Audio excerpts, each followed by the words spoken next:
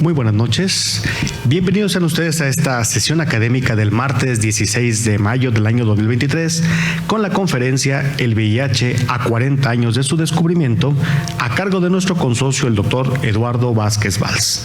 Por lo cual solicito a la licenciada Carla Georgina Chávez Pech, secretaria general, que tenga bien llevar la conducción del orden del día de esta sesión académica.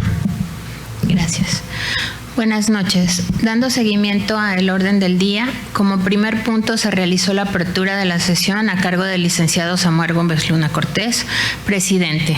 En el segundo punto, la presentación del presidium, contamos con la presencia del doctor Eduardo Vázquez Valls, consocio y conferencista, la de la voz, la licenciada Carla Georgina Chávez Pech, secretaria general, y presidiendo esta sesión académica, el licenciado Samuel Gómez Luna Cortés. En el tercer punto me permito presentarles a nuestro conferencista. El doctor Eduardo Vázquez Valls es doctor en ciencias, profesor en la Universidad de Guadalajara por más de 45 años, con múltiples publicaciones, artículos y capítulos de libros de carácter científico. Es miembro de esta benemérita institución desde el año 1985. Ahora pasamos al cuarto punto, que es la participación de nuestro conferencista. Doctor Vázquez, tiene usted la palabra.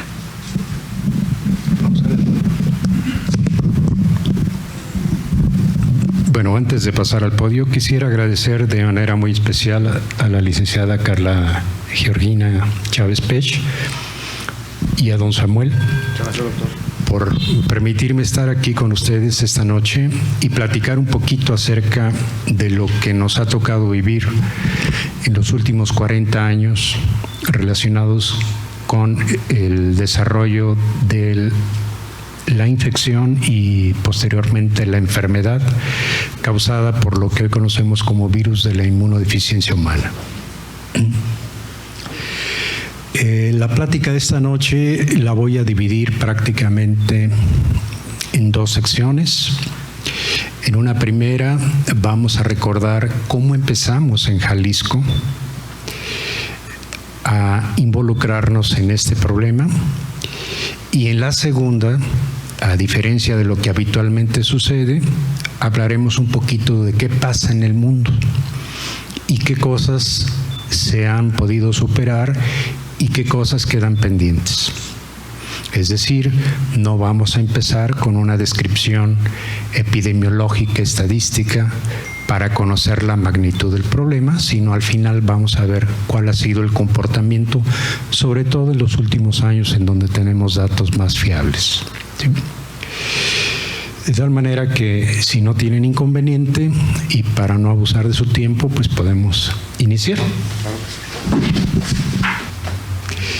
Bien, miren, lo primero que quiero hacer es ubicarnos en tiempo y espacio y por qué su servidor y luego después un equipo de colaboradores estuvimos involucrados en el diagnóstico de los primeros casos de VIH en el estado de Jalisco.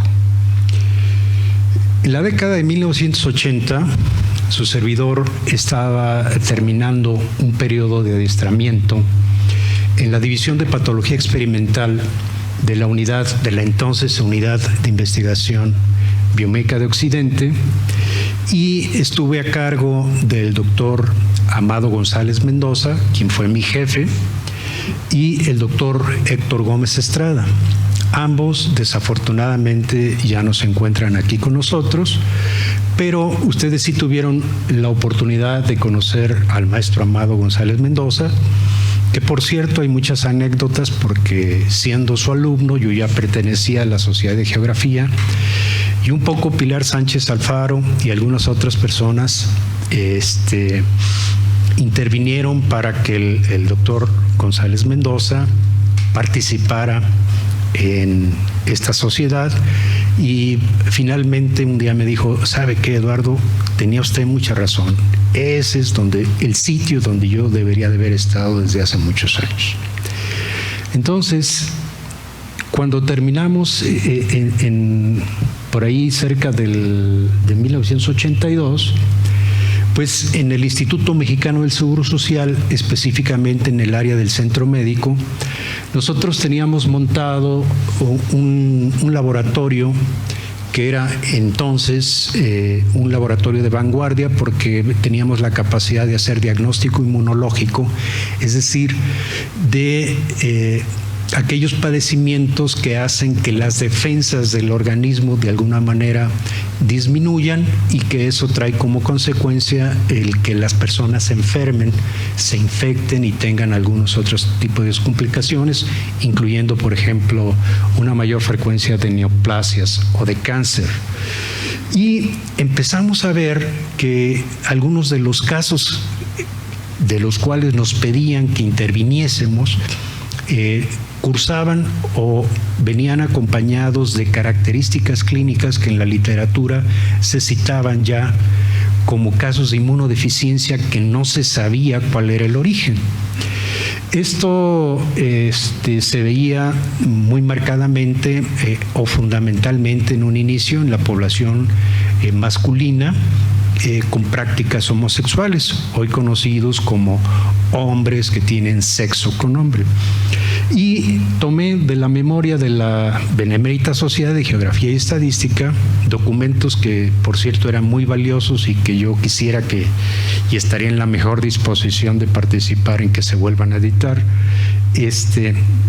todas las conferencias que se han quedado durante varios años ahí en el camino, pero este corresponde a un compendio del año de 1998, en donde para esa fecha hacía referencia a los primeros 15 años de la presencia de este padecimiento en el estado de Jalisco.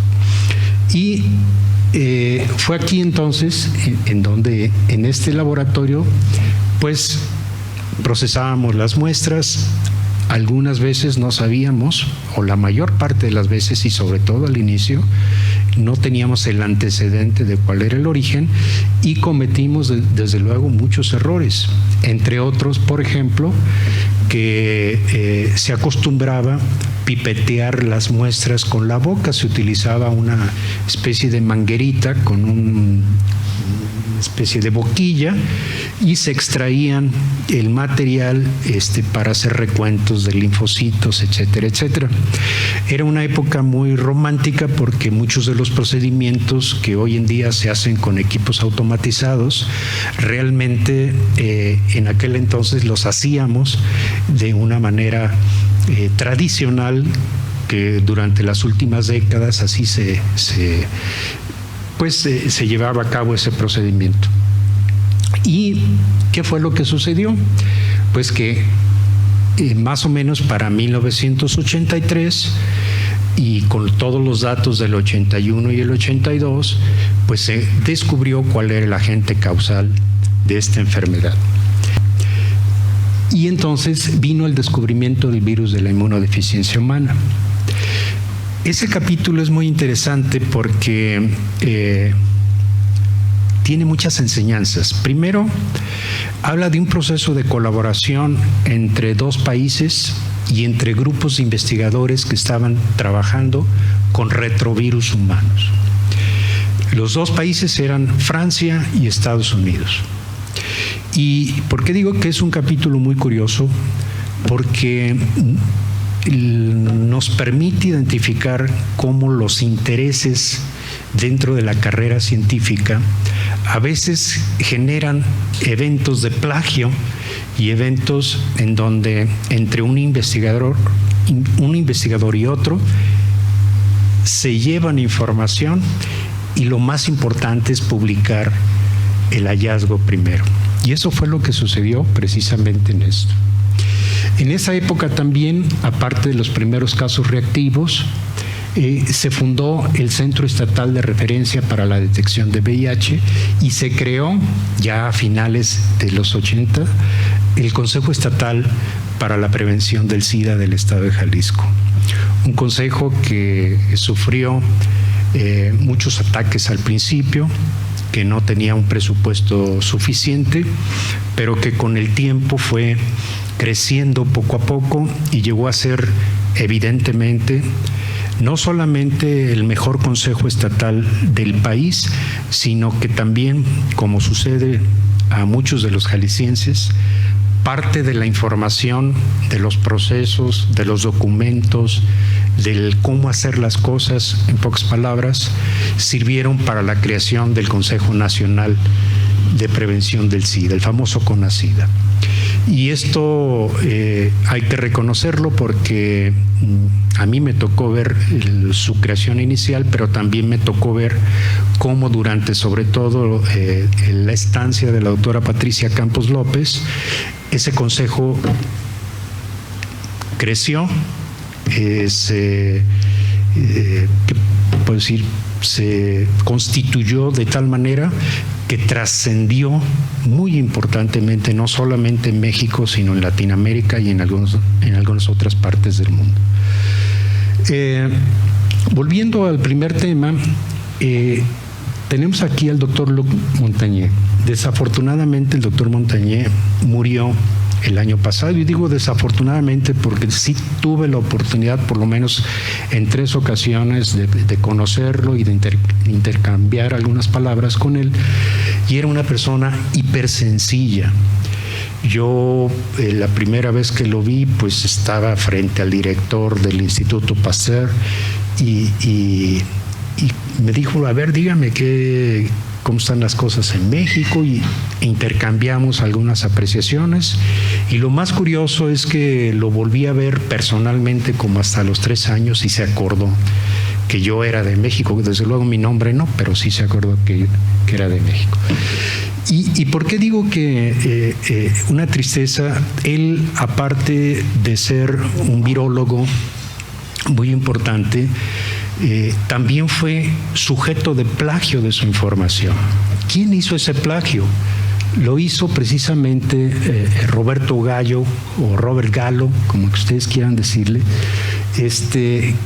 que era un médico, un biólogo médico estadounidense que tenía muchos años trabajando con los virus, específicamente con los virus linfotróficos humanos, y en especial con el llamado HTLV1 y HTLV2. Y resulta que Luc Montagné, en los primeros meses de 1983, le envió material fotográfico de unas partículas virales que habían sido identificadas en Francia específicamente, y les llamaron en ese entonces específicamente virus asociados a la linfadenopatía. Y Gallo tomó parte de esas fotografías porque le avisaron que en la revista Science, imagínense nomás, en una revista de esa magnitud, con los más altos factores de impacto, donde se publican los más importantes descubrimientos, no solamente de la medicina, sino de la química, de la ingeniería, de muchas cosas, tecnología, entre otras cosas, pues se prestó a filtrar que había llegado el artículo de Luc Montagné diciendo que identificaban lo que parecía ser la partícula causante de lo que hoy conocemos como infección por el virus de la inmunodeficiencia humana. Y en menos de 48 horas elaboraron un artículo, pero ¿cuál fue el error de ellos? Que utilizaron una de las fotografías que les había enviado Luc Montagné y la publicaron. Entonces se armó un pleito académico, científico, pero sobre todo respaldado en un gran interés de orden comercial.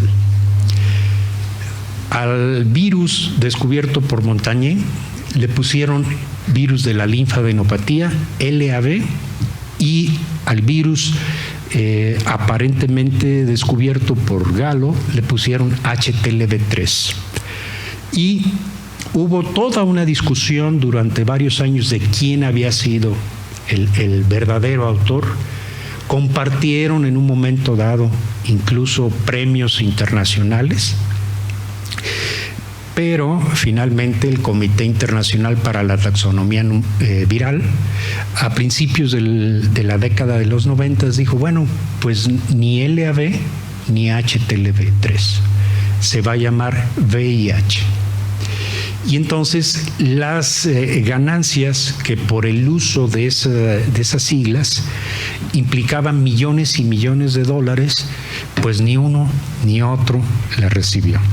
Sin embargo, vale la pena mencionar que Montagnier fue distinguido en el 2008 por el Premio Nobel de Medicina, ¿sí? Junto con el equipo de trabajo que verdaderamente descubrió esta partícula viral. Y aquí la vemos, una partícula que tiene la característica de introducirse a las células y luego a utilizar las células para formarse una corona de espigas, ¿sí? Y un núcleo, y finalmente expulsar, ¿sí?, de la misma célula nuevas partículas virales como las que estamos viendo aquí, a una velocidad muy rápida y con una gran facilidad y un alto potencial infectante.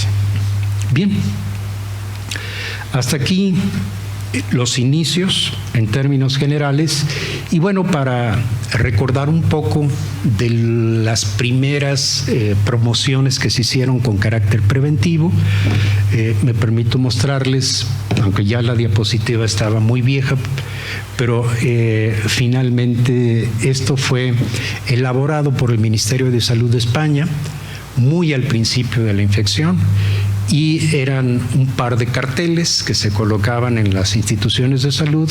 En uno decía no da y en otro decía sí da. En el que decía no da estaban todas las formas con estas mismas caricaturas de cómo protegerse, ¿sí?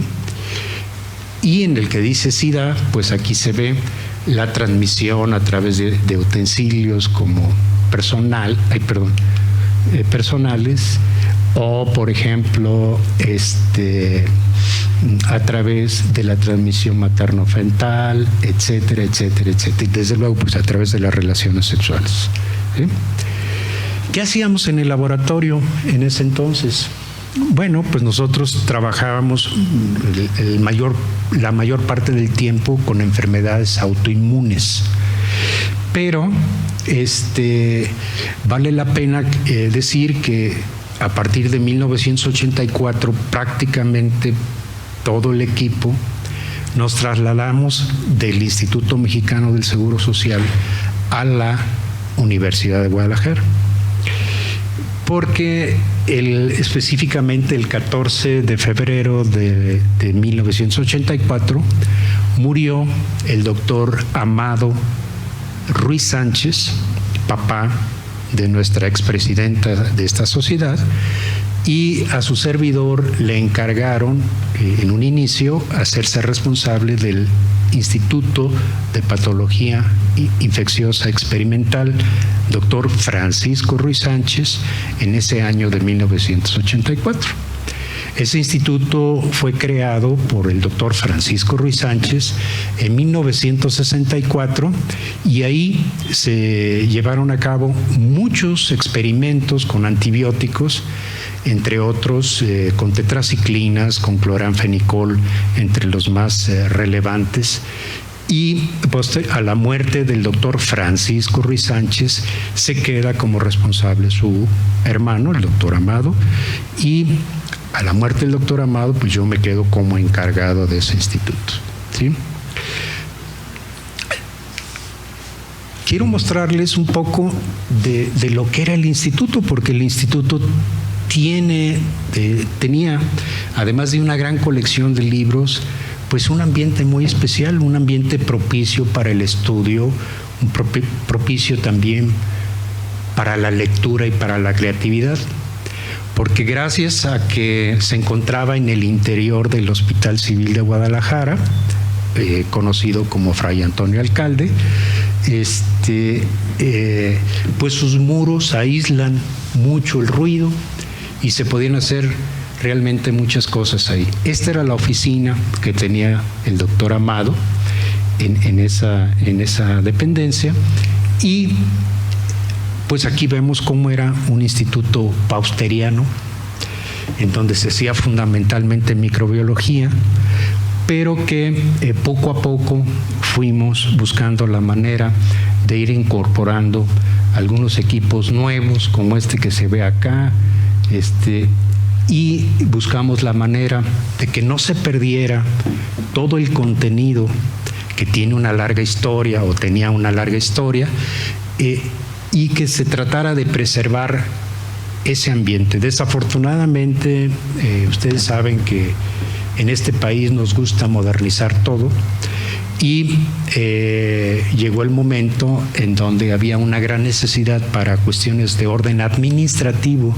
del propio hospital, tomar un espacio en donde estaba ocupado, que lo ocupaba el Instituto de Patología Infecciosa, para darle continuidad, repito, a cuestiones de orden administrativo, y entonces tuvimos que buscar una alternativa. Y esa alternativa, pues, fue cambiarnos. Aquí estaba su servidor haciendo algunas cosas en esa fecha, y nos tuvimos que cambiar a el exterior, en donde durante mucho tiempo se situó el Instituto Jalisciense de Cancerología, ¿sí? Con ingreso por la calle de Hospital, y si no mal recuerdo es el número 708, y ese instituto quedó aislado porque cuando nace para dar consulta a los enfermos con cáncer, pero fundamentalmente para las mujeres con cáncer. Y de Estados Unidos donaron un par de equipos, una bomba de cesio y otra bomba de cobalto para dar radiación, pero desafortunadamente al paso de los años, pues esos equipos quedaron obsoletos, y entonces, como no se podían desplazar, se cerró el instituto y quedó aislado por más de 20 años. Para preservar dentro de sus contenedores de plomo las fuentes radioactivas, y además también preservar esas fuentes radioactivas dentro de un búnker aislado para la radioactividad. Así que lo que tuvimos que hacer nosotros fue ir al Instituto Nacional de Investigaciones Nucleares, conseguir la manera de cómo desmontar todo esto sin riesgos para la salud y desocupar las instalaciones, para entonces buscar la forma de que aquí, precisamente en esta puerta que ustedes ven y en esta sección, se hicieran las adecuaciones necesarias desde el punto de vista físico para poder recibir a las instalaciones del instituto. Y lógicamente que esto sí se logró, y lo podemos ver aquí, cómo fuimos cambiando poco a poco y fuimos pasando de una época de procedimientos prácticamente manuales a procedimientos un poco más actualizados, incorporando equipos que nos daban un poco más de certeza y precisión en cada uno de los eventos, y también pues haciendo procedimientos ya con la normatividad de tratar de evitar que la gente se infectara, y aquí lo vemos con esta campana de flujo laminar, que es una campana de bioseguridad clase 2, que nos servía muy bien para manejar todo lo de partículas virales sin ningún riesgo, ¿sí? Y aquí vemos, bueno, algunos otros de los espacios de ese instituto. Al paso del tiempo las cosas han cambiado, y bueno, no sé qué exista y qué no exista. Yo realmente solamente en una ocasión me paré por ahí, pero lo que sí quiero decirles, y me voy a regresar 4 diapositivas, es que ya estando ahí, nosotros nos convertimos en una área que estaba certificando los diagnósticos con una altísima precisión, y aquí lo podemos ver. Miren, estas son tiras de una prueba confirmatoria que se llama Western Blot, y que después de tener una prueba de ELISA o 2 pruebas de ELISA positivas, se someten a este procedimiento, y aquí pueden ver a un control positivo, o la muestra 1, la muestra 2, la muestra 3 y el control negativo. Entonces, pues no teníamos duda, y gracias a eso se pudo saber que algunas personas estaban realmente infectadas con el virus y que había otras que definitivamente no era el caso, ¿sí? Ya para la década de los 90, pues empezó a haber mucha productividad, y también había mucha inquietud entre la población, porque lo que hacía falta pues eran datos, era información, era prevención acerca de este padecimiento. Y entonces quiero comentarles algo que fue muy importante. Durante 1986 y 87 nosotros estuvimos muestreando bancos de sangre, y en aquel entonces encontramos que en los bancos de sangre públicos y privados de la ciudad de Guadalajara había entre el 2.2 y 30.15 de positividad en las bolsas de sangre. Esto quiere decir que cada 100 personas que recibían una bolsa de sangre se corría el riesgo de que 2 o más de 30 tuviesen la infección o adquirieran la infección.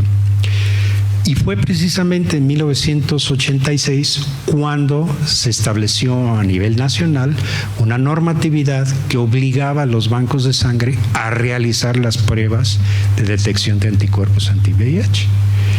Y esto redujo importantísimamente la cifra hasta un 0.14%. Esta es una de las políticas nacionales que hay que aplaudir, porque ayudaron a disminuir muy importantemente la cantidad de personas que se llegaban a infectar por haber recibido una donación sanguínea contaminada con el VIH. Hubo muchas mujeres, hubo muchos hijos de esas mujeres infectadas, y personas de todos los variedades que se puedan ustedes imaginar que se infectaron por esto. Y quiero presentárselo porque es parte de la historia, no es cuestión de fulanito, de perenganito como autores, sino es algo que nos tocó vivir y que qué bueno que se hizo. También para ese entonces estábamos ya encontrando el primer caso de coinfección entre VIH-1 y VIH-2, ¿sí? El VIH-2 era característico o casi exclusivo de las personas que vivían en África, y luego en algunas partes como el caso de Francia y en Inglaterra. Y pues aquí tuvimos un caso inicial que lo reportamos en 1992, pero que después ese caso dejó por lo menos unas 4 o 5 personas más en nuestra entidad. Y también para ese entonces pues ya estábamos estudiando otros retrovirus aparte del virus de la inmunodeficiencia humana, como el virus linfotrófico humano tipo 1 o HTLV1 que ven aquí, que de alguna manera sabíamos que cuando se asociaba con el virus del VIH incrementaba mucho la mortalidad, ¿sí? Este virus por sí solo tiene la característica de producir leucemias y linfomas, pero asociado con el VIH reduce a casi 1/3 la sobrevida de las personas que viven con el virus. Para esa fecha pues ya estaban en desuso las técnicas radioactivas, por fortuna, porque el manejo de material radioactivo en nuestro país siempre ha sido deficiente, y el mantener los residuos confinados de manera correcta también ha sido deficiente. Y entonces nosotros le dimos mucha importancia sobre todo a pruebas de orden, a pruebas inmunológicas. Empezaban las primeras pruebas moleculares, hicimos algunos programas de secuenciación y empezamos a ver que entre nuestra población había subtipos y variantes del virus, y que algunos subtipos y variantes de ese virus además eran muy clásicos de la población tapatía, ¿sí? Lo cual implicaba que la transmisión era una transmisión muy cerrada, era una transmisión endogámica, no necesariamente en todos los casos, pero sí en un porcentaje muy importante. En la década del 2000, pues vino la identificación de la resistencia a los antirretrovirales, y esto es muy importante porque ya había tratamiento desde 1986 con la aparición de la sidobudina y de la didanosina y de la salcitabina, entre otras cosas, otros fármacos, porque muy al inicio era muy curioso, se utilizaba isoprinosine, se utilizaba ribavirina, pues saber si funcionaba o no. Pero ya cuando apareció el famoso AZT o sidobudina en 1986 y se empezó a comercializar en el 97, los casos empezaron a bajar. Esto, desde luego, que fue el inicio para incrementar paulatinamente la sobrevida de los pacientes. Pero, desafortunadamente, algunos de las personas que vivían o viven con VIH no eran muy adherentes al tratamiento. Incluso se daban el lujo de decir: yo los sábados y domingos no voy a tomar el tratamiento. Y entonces eso empezó a generar, entre otras cosas, resistencia a los fármacos antirretrovirales. Más aún que ya en esta década de los 90 aparecieron una variedad de fármacos que se conoce con el nombre de inhibidores de la proteasa. Y esos inhibidores de la proteasa tienen la característica de que disminuyen muy drásticamente la cantidad de virus circulantes y entonces incrementan inmediatamente la sobrevida de los pacientes. Pero, así como lo disminuyen, si no se usan con cierta regularidad, entonces se genera rápidamente resistencia. Y nosotros, pues estábamos metidos al 100% en ese asunto y empezamos a ver que la resistencia a los antirretrovirales iba en aumento progresivo. Entonces corrimos con la suerte de contar con equipo. Ya había salido en ese entonces del Instituto de Patología Infecciosa y había regresado al Instituto Mexicano del Seguro Social. Curiosamente, como ahora jefe de la división en donde estuve al principio y relevando al maestro Amado González Mendoza. Entonces, para ese entonces pudimos tener equipo de vanguardia.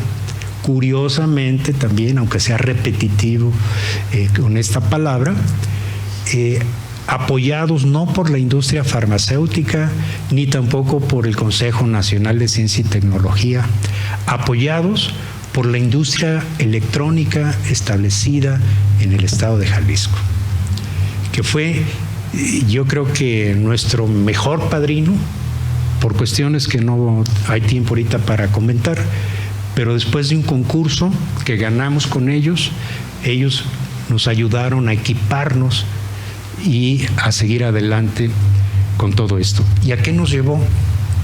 Nos llevó a hacer la primera publicación de la resistencia a los fármacos antirretrovirales en México. Y bueno, pues esto ya sabrán cómo cayó en la capital del país y en alguna otra parte, porque otra vez los jaliscienses se adelantaron un poquito en este tipo de circunstancias. Pero no solamente teníamos una buena estructura de laboratorio y un buen equipamiento, sino que también ya pertenecíamos a un sistema internacional para contar con controles de calidad. y uno de ellos era el de la Universidad de Stanford, en donde nosotros, gracias allá a la presencia del Internet y a un sistema velocísimo que la propia industria electrónica de Jalisco nos instaló, en cuanto salían los resultados de nuestro laboratorio, que es este reporte, podíamos inyectar vía Internet para que en el Banco Internacional de la Universidad de Stanford se hiciese la verificación de los datos. Y a mí me da mucho gusto, bueno, aquí no se aprecia, pero lo que nosotros aquí marcamos en rojo, también acá está con una alta resistencia, y lo que está en verde dice que puede ser un fármaco a utilizarse. Ese para nosotros fue no solamente un apoyo para asegurarle al clínico que podía optar por uno o por otro de los fármacos, sino también como un control de calidad interno que a la larga también nos dio un cierto reconocimiento, porque parte de nuestros datos han sido utilizados para publicar otros artículos en otra parte.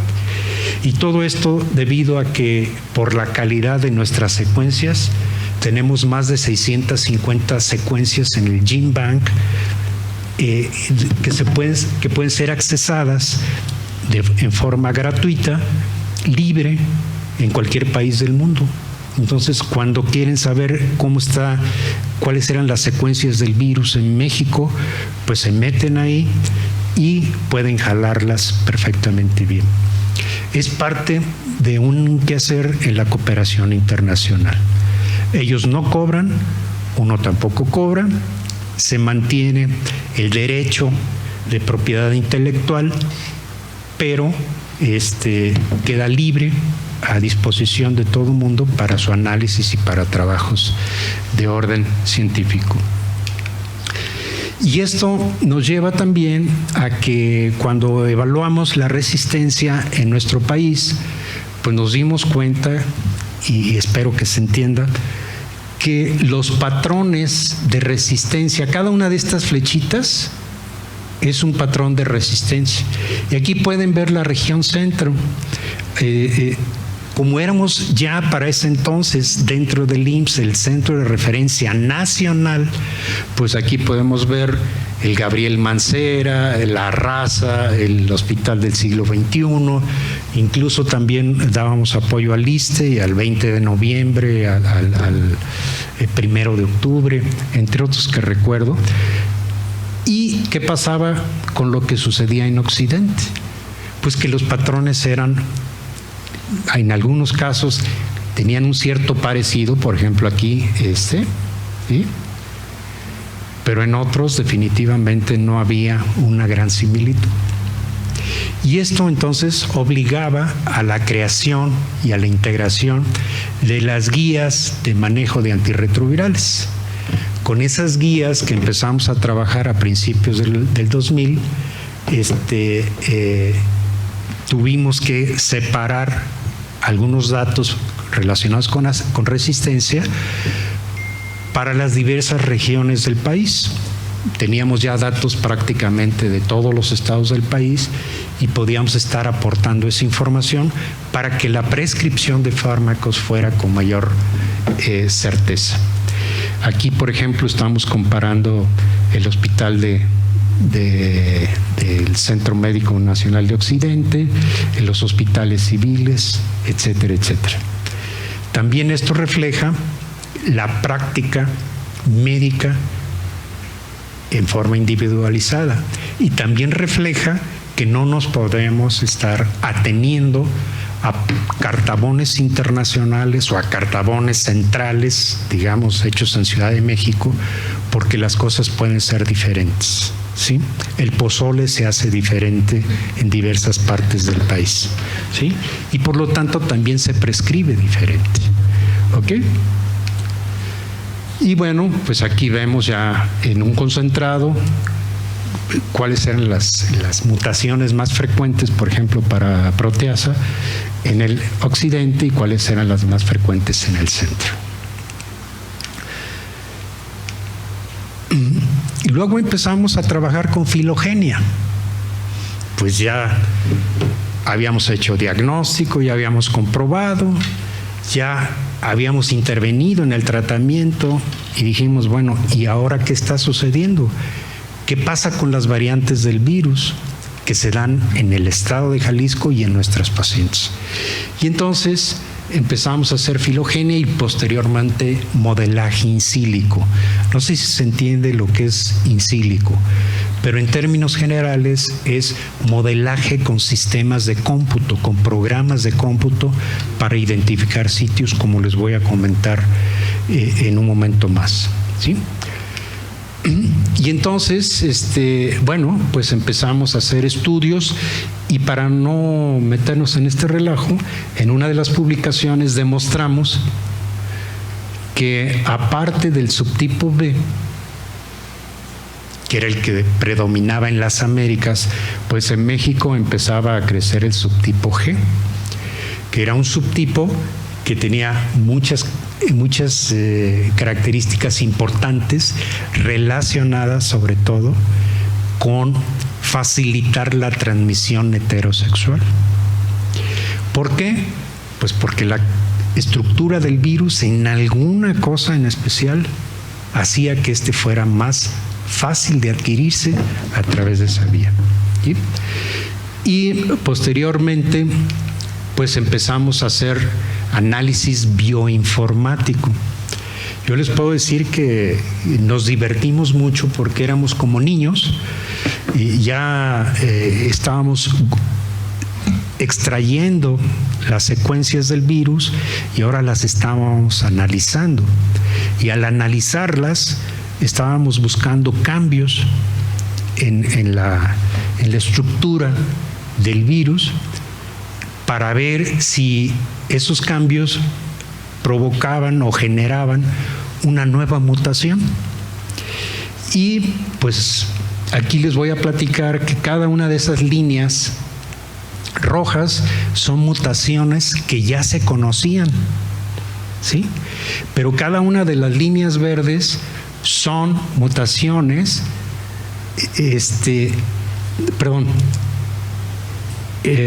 cada una de las líneas verdes no estaban asociadas en los catálogos internacionales con resistencia. Sin embargo, nosotros las veíamos en algunos casos pues con una mayor frecuencia que una de las que sí se conocía o con una frecuencia muy similar con otra que sí se conocía.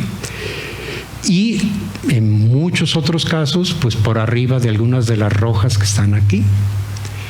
Entonces dijimos, pues aquí está una beta para el conocimiento y nos pusimos a buscar mutaciones entre las secuencias del virus de los pacientes de México y de manera especial del estado de Jalisco.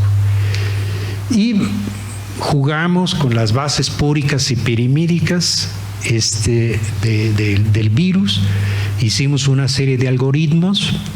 Algunos de ellos son programas internacionales absolutamente validados para este proceso y otros eran algunas argucias que posteriormente pudimos validar y que no estábamos mal. Pero ¿a qué voy? A que empezamos a identificar en nuestros pacientes una mutación. Esa estructura que ustedes ven ahí es un sitio en donde se pega un inhibidor, un medicamento, en una parte que se llama proteasa. Entonces el inhibidor de la proteasa se pega ahí. Pero si hay una mutación en el interior de la proteasa, entonces aunque se pegue el fármaco, no lo hace de tal manera que se quede estable y se pierde. De tal manera que empezamos a ver que entre los pacientes que tenían esta mutación D29, pues había una pérdida de sensibilidad a los fármacos que sabíamos que tenían que unirse precisamente en esa proteasa. ¿Y qué fue lo que sucedió? Bueno, pues al paso del tiempo pudimos llegar a identificar perfectamente bien esto y empezamos ya a contribuir a nivel internacional con nuevos segmentos de resistencia para que en otras partes del mundo empezaran a buscar a la D29, ¿sí? Este es un ejemplo, ¿no? Y ya posteriormente, pues dejamos un poco lo de la resistencia y empezamos a buscar dentro de nuestra locura un poco de correceptores celulares y un poco de tratar de explicar la neuroinfección y el virus, porque es muy interesante ver cómo se van perdiendo facultades de manera gradual, aún en las personas tratadas, por ese tropismo que tiene el virus directamente por células propias del sistema nervioso. Y que pues ahora hemos trabajado con microfragmentos de RNA, o sea, microRNAs, y estamos buscando si existe o no en uno de ellos, que numéricamente tiene, este es el 296.5P, una intervención muy importante en la expresión del virus en personas con y sin la infección, ¿sí? Y también detectar ese microRNA en personas positivas que están recibiendo tratamiento, en fin. Y bueno, ¿qué ha pasado a partir de todos estos prácticamente 40 años? Pues para 2023, tristemente podemos decir que cada día se infectan por lo menos 4,000 personas con el virus en el mundo, ¿sí? Y que de ellas 1,100 son personas jóvenes entre 15 y 24 años. Y que si continúan las tendencias actuales, del 1.2 millones de personas que deberían de haberse infectado o que se van a infectar para el 2025, mejor dicho, estaríamos encontrando, voy a rectificar, de 370,000 personas que deberían de haberse infectado en el 2025, con esta tendencia que tenemos, llegaríamos a aproximadamente 1.2 millones. Eso refleja que a raíz sobre todo de la pandemia del COVID, internacionalmente se bajaron los esfuerzos para seguir manteniendo hasta cierto punto controlado la infección por VIH. También se ha ido disminuyendo el número de personas que están recibiendo tratamiento, y esto se convierte en un riesgo muy importante, porque persona que no tiene tratamiento, persona que se eleva la cantidad de virus que porta, y también se incrementa en la misma proporción el riesgo de transmitir esa infección a otra persona, si es que no hay medidas de protección. Y de los 800,000 niños y niñas que vivían con VIH en el 2021, más o menos el 60% de los que tienen entre 5 y 14 años no han recibido el tratamiento actualmente, ¿sí? Eso implica que son criaturas que van a entrar a la pubertad y que, bueno, va a haber miles de problemas agregados. Y para comprobar esta información, aquí lo vemos. Esta es la tendencia global. Esto es lo que está pasando en el mundo. Va hacia la baja, pero esta es la tendencia nacional, ¿sí? Y estamos hablando, pues, desde prácticamente principios de los 90 hasta el 2018, ¿sí? Esto, muy probablemente, sin exagerar, va a tener aquí un piquito para arriba todavía más, debido a la pandemia del COVID. Y bueno, pues este es solamente México, según UNAIDS, y este es Jalisco, ¿sí? Aquí ven algo que es muy importante hacer énfasis. El número de casos en los hombres pues ya no siguió ese crecimiento exponencial que tenía, pero el número de casos en mujeres no se ha podido parar y va para arriba siempre en forma constante. Y lo peor de todo es que habiendo fármacos, habiendo procedimientos, habiendo estrategias médicas y preventivas, desde luego, el número de niños, de recién nacidos, hijos de madres infectadas con el VIH, empezó a elevarse desde hace un par de años, de manera muy importante, en Jalisco, ¿sí? Así que entonces, como ustedes ven, esperaríamos a lo mejor otros resultados muy diferentes en las tendencias, pero la realidad es que no hay muy buenas noticias y que esto es evidentemente una llamada de atención para que nosotros hagamos lo necesario y procuremos a la brevedad posible volver a bajar esta tendencia, porque ya la teníamos controlada, sí logramos disminuirla importantemente, pero no como ha sucedido en otras partes del mundo, en donde esta tendencia se maneja de manera muy pegada a el eje de las X o el eje horizontal, ¿sí? Y bueno, quisiera decir que hay otros aspectos que también tienen que ver mucho con este periodo de 40 años, pero que pues aparte de que las terapias antirretrovirales han ayudado a que la gente tenga una mejor sobrevida, también hay novedades como la prevención de la infección a través de la profilaxis, preexposición y postexposición. ¿Pero qué es lo que ha sucedido? Pues que las personas, como sucede también con los embarazos, pues dicen al cabo, me tomo mis fármacos pre y a lo mejor no me pasa nada.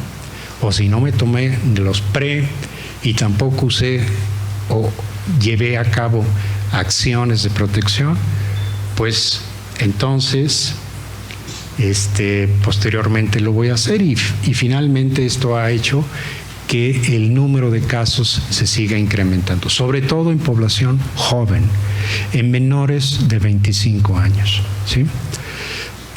Y también es importante que tengamos claro que ha habido un par de eventos en donde se habla de curación, pero lo que en realidad ha sucedido se les conoce como los pacientes de Berlín y el paciente de Londres. Lo que ha sucedido es que han recibido tratamientos inmunodepresores en un inicio y luego posteriormente con una serie de fármacos que se usan para controlar el cáncer, y esto trae como consecuencia que al agregar algunas células nuevas, células madre nuevas, se rejuvenece el sistema productor de células sanguíneas, para no llamarles técnicamente, y acompañado a veces también de radiación, y las partículas virales desaparecen. Pero son procedimientos costosísimos y son procedimientos además muy riesgosos. Se usan mucho en algunos pacientes con cáncer de médula ósea, por ejemplo, pero no en todas partes se puede hacer esto, ¿sí? Y no es un procedimiento accesible. El punto 4, las vacunas contra el VIH, estamos exactamente en la misma. Yo recuerdo cuando muchas veces decíamos que yo creo que en un par de años, en 3 años va a haber la vacuna. Estamos a 40 años y no hay vacuna contra el VIH. Una vacuna efectiva, una vacuna eficaz. Ha habido centenares de intentos y ninguno ha sido aprobado por eso.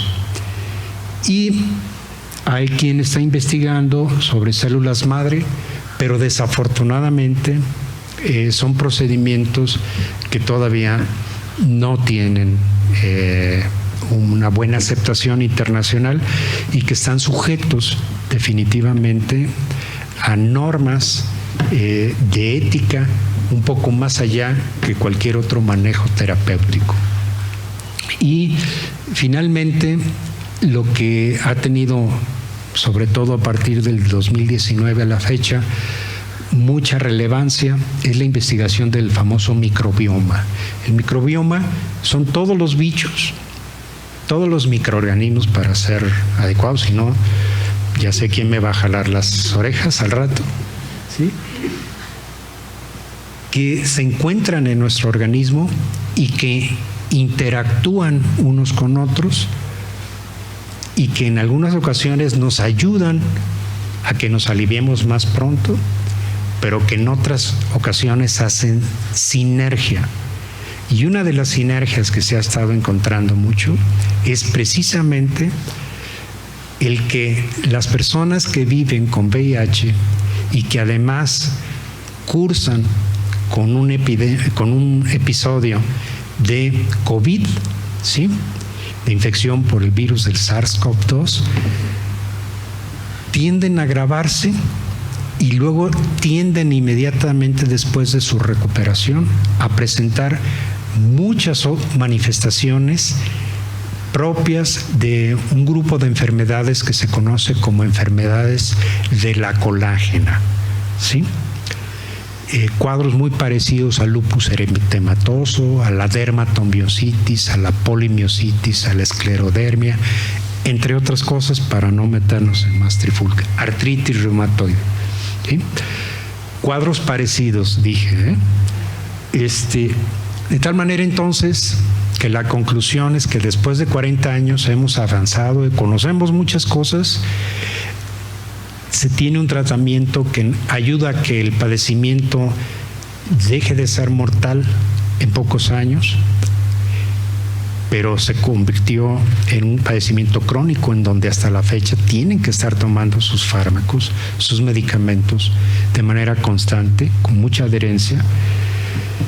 No tenemos vacunas, han inventado técnicas profilácticas que estaría muy bueno hacer un buen análisis estadístico al respecto, un buen metaanálisis de los resultados, porque a mí se me hace que lo único que han generado, y no es por ningún problema al respecto, sino simple y sencillamente por lo que se ve clínicamente, han generado más casos. Y como ya nos quedan nada más 3 minutos, yo quiero reconocer que esta es una labor de equipo y aquí están solamente quienes han participado para que esto así haya sido posible, ¿sí? Desde luego que hay una gran cantidad de estudiantes de pre y de posgrado que aquí no necesariamente aparecen, pero yo creo que algunos de ustedes sí los conocen, como la doctora Blanca Miriam Torres Mendoza, como Marta Escoto Delgadillo, que por cierto fue la primera mujer en México en hacer la secuencia del virus de la inmunodeficiencia humana, y eso no se sabe, no se divulga, no está publicado en las revistas de orden social, está publicado con un artículo, pero pues ya son cosas. Y algunas otras personas, como Julio Sierra García de Quevedo, consocio de esta sociedad, y Carlos Mata Munguía, que era nuestro porque murió prácticamente al mes y medio de obtener el grado de doctor en ciencias en un accidente, pero él es o fue el artífice de haber empezado a hacer análisis con equipos de cómputo y a empezar a modelar in silico, como lo mencioné ahí. Así que muchas gracias por su tiempo y estoy listo para cualquier reclamo o pregunta. ¿Sí?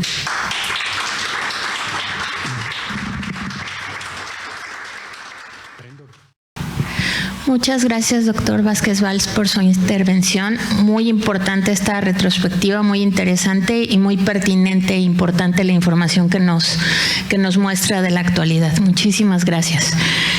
Agradecemos también la presencia de la licenciada María del Pilar Sánchez Alfaro, expresidenta, y de los directivos, socios e invitados que se encuentran acompañándonos aquí en la casa sede y a través de nuestras redes en medios digitales. Ahora cedo el uso de la voz a nuestro presidente para que haga entrega del reconocimiento. Muchas gracias. La Benemérita Sociedad de Geografía y Estadística del Estado de Jalisco, institución científica y cultural instalada el 27 de septiembre de 1864, otorga el presente reconocimiento al doctor Eduardo Vázquez Valls por su brillante participación en las actividades organizadas por esta institución con su conferencia El VIH a 40 años de su descubrimiento, misma que se llevó a cabo en las instalaciones de nuestra casa sede, cumpliendo así con el compromiso de presentar un trabajo anual y con el objetivo fundamental de esta benemérita institución, que desde su fundación ha sido el estudio y la divulgación de la ciencia y la cultura. Guadalajara, Jalisco, a 16 de mayo del año 2023, firma la licenciada Carla Georgina Chávez Pérez, secretaria general, y el de la voz en su calidad de presidente.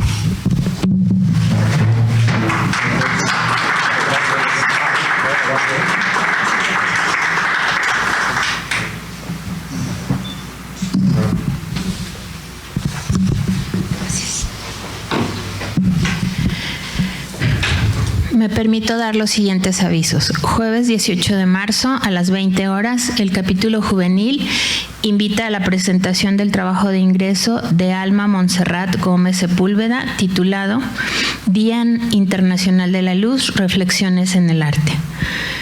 El martes 23 de mayo a las 20 horas se presentará la conferencia Huertos Urbanos, Conciencia Ambiental en Estudiantes de Bachillerato, a cargo de nuestra invitada, maestra María Magdalena Hernández de la Cruz. Los invitamos al concluir esta actividad académica al convivio que ofreceremos en nuestro patio para seguir conversando con nuestro conferencista. Y como último punto, cedo el uso de la voz a nuestro presidente para que haga la clausura de esta solemne sesión. Agradezco muy cumplidamente al doctor Eduardo Vázquez Valls por habernos dado este repaso no solamente histórico, sino científico, en torno a los 40 años del descubrimiento del VIH. Y sobre todo recordarles que nuestra benemérita institución sigue trabajando con los principios por los cuales fue creada, coadyuvar con las autoridades a la mejora de los problemas que afectan a nuestra sociedad a través de la ciencia, las artes y la cultura. Por lo cual, siendo el martes 16 de mayo del año 2023, damos por clausurados los trabajos de esta sesión académica. Muchas gracias, muy buenas noches.